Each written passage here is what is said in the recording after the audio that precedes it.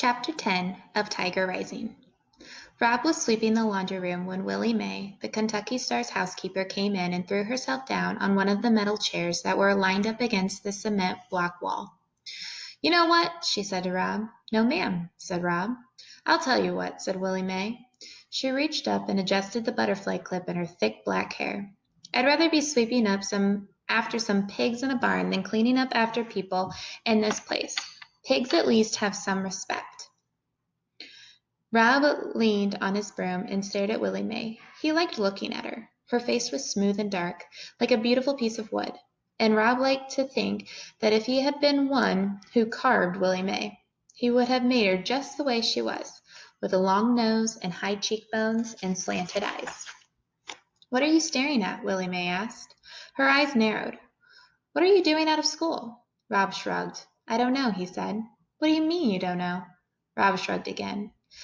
"Don't be moving your shoulders up and down in front of me and acting like some skinny old bird trying to fly away.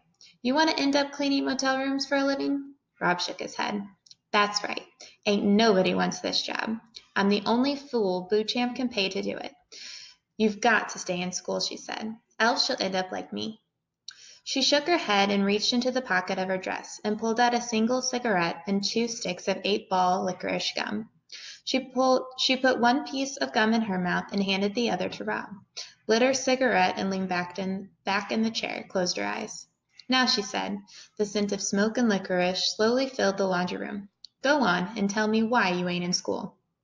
"On account of my legs being all broke out," said Rob.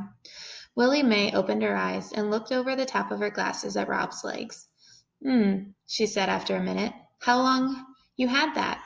"About 6 months," said Rob. "I can tell you how to cure it," said Willie Mae, pointing with her cigarette to his legs. "I can tell you right now. You don't need to go to no doctor."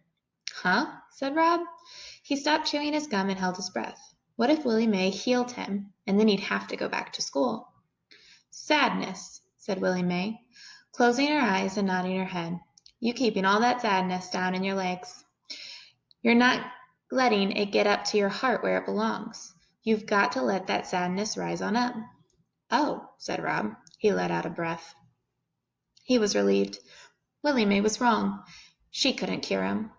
"The principal thinks it's contagious," he said. "Man ain't got no sense," Willie Mae said. "He's got lots of certificates," Rob offered. "They're all framed and hung up on his wall." "I bet he ain't got no certificate for sense, though," said Willie Mae darkly. She rose up out of her chair and stretched. "I've got to clean some rooms," she said. "I ain't going to forget what I told you about them legs, are you?" "No, ma'am," said Rob. "What'd I tell you then?" she said, towering over him. Willie Mae was tall, the tallest person Rob had ever seen. "To let the sadness rise," Rob said. He repeated the words as if they were part of a poem. He gave them a certain rhythm, the same way Willie Mae had when she said them. "That's right," said Willie Mae.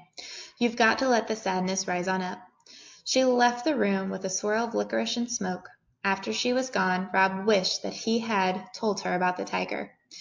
He felt a sudden desperate need to tell somebody who wouldn't doubt him, somebody who was capable of believing in tigers.